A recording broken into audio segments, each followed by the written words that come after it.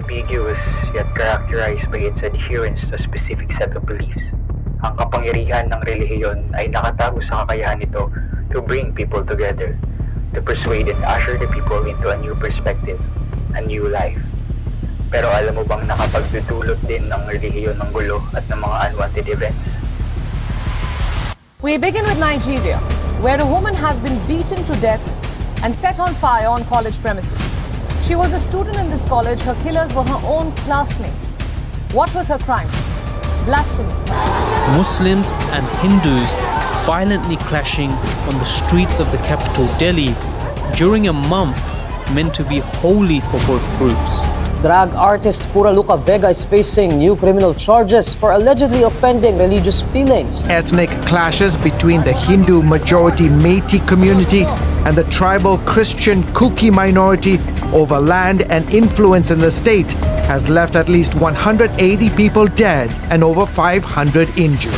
Maraming bagay ang hindi alam ng mga taong bayan tungkol sa relihiyon. We are here to change that.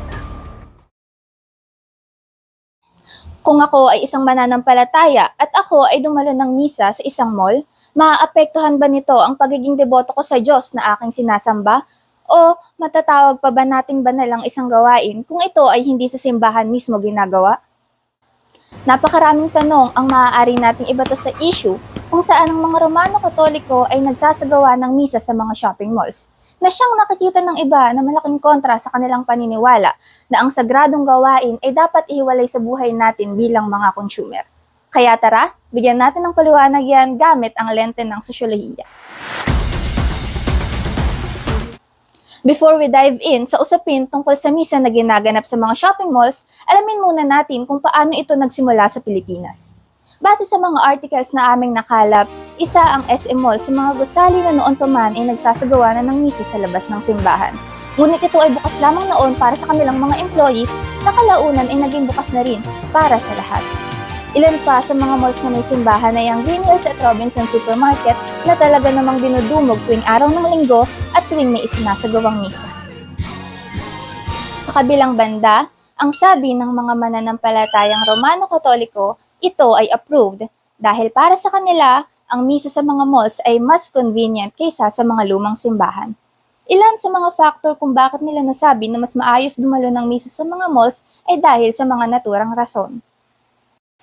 Una na rito ay dahil sa klima sa Pilipinas. Alam nating lahat kung gaano kainit sa Pilipinas lalo na during summer at kung gaano naman kabahain ang mga mabababang lugar tuwing panahon ng tag-ulan. Pangalawa ay ang parking lots. Sa mga lumang simbahan katulad ng Baclaran Church o ng Quiapo Church, hindi ganon kalaki at safe ang mga parking lot. Kung meron man, ito ay malayo sa simbahan mismo at for sure traffic ang mga daan para sa mga allotted parking. At panghuli, katwiran ng mga umaattend ng misa sa mga malls ay they are hitting two birds in one stone. Kumbaga, you already have the time for leisure like eating out in restaurants and doing shopping, and at the same time, you are also feeding your souls with holiness with the scriptures and sermons. Just checking your pulses, no? How do these things make sense to you? Do you agree with them? Ano naman ang say ng simbahan dito? Ito ba ay katanggap-tanggap para sa kanila? O marami ba ang umaalma? Kung pagbabasihan natin ang mga news articles, makikita natin na naging hati ang kalooban ng simbahan para rito. May ilang pari ang nagsabi na convenient daw ang magsagawa ng misa sa mga shopping malls dahil mas malinis at may aircon daw dito. At mayroong mga nagsabi na ang sagradong misa ay dapat lamang isinasagawa sa mga simbahan para panatilihin ang pagiging banal nito.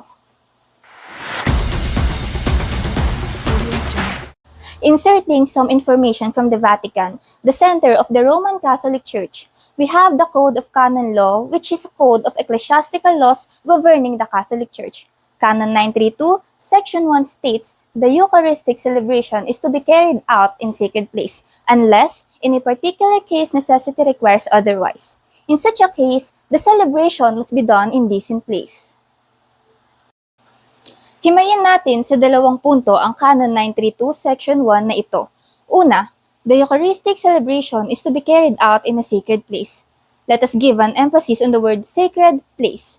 And the most obvious na lugar na pasok dito is the church building itself. Pangalawa, unless in a particular case necessity requires otherwise. In such a case, the celebration must be done in a decent place. Dito naman bigyan natin ng focus ang mga salitang must be done in a decent place. Ito ang big question. Are shopping malls a decent place to conduct masses? Let's see. Dito na papasok ang exciting part. Punta pa lang tayo sa exciting part. Your daughter sleeping with my husband. It is when we explain things in the lens of sociology.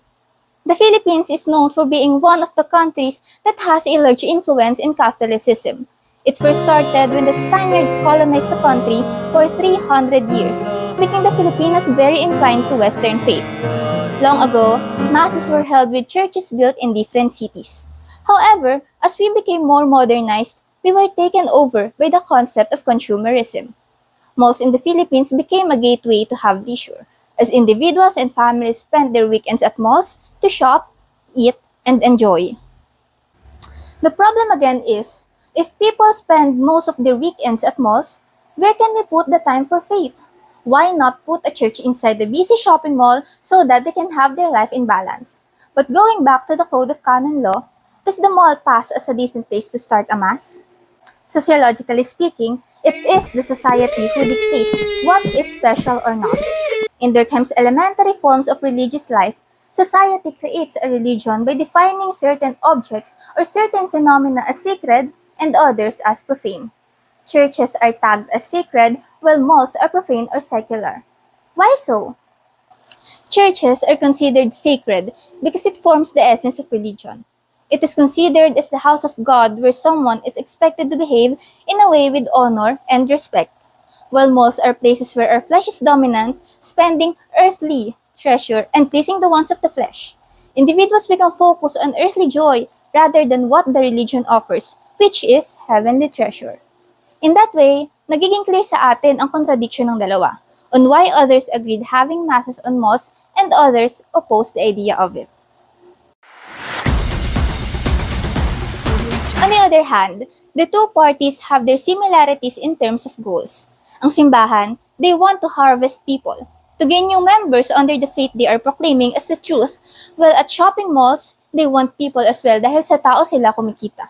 If you are going to combine these two parties, they will both benefit from each other. As the church benefits from being taken care of by the shopping mall's management, they are also able to spread the word of God. At mapaninindigan pa nila ang sinasabi nilang, where there are people, there is God.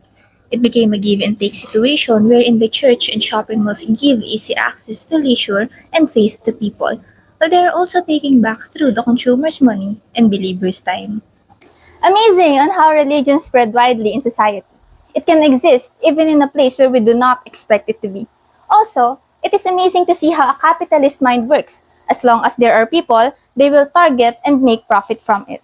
Society is not aware of it because their focus is to fulfill the church order, and that is to attend masses and obey God. To make sense of everything and to summarize it all, everyone in the society has their own beliefs and norms, and it is continuously developed as long as the society is evolving. During the hunting and gathering societies, we have collective consciousness that makes a society united and bonded as one. During that time, what is sacred for them is the animals or plants they worship.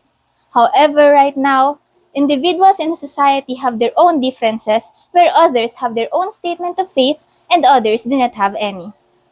The idea that having masses in churches evolved as well, as others may now see malls as a decent place to hold Sunday worships. With all the points thrown to this controversy, what matters the most is that Filipino Roman Catholic was able to attend masses and show their faith. That is what matters to them. After all, religion is a source of strength of every believer. So attending the church before shopping is a must, for one needs strength to pull out their cash in their pockets. I hope you enjoyed listening to a sociologist rant. Charot! But to end this, let me drop a question. Does it lessen your faith when you attend masses in a shopping mall?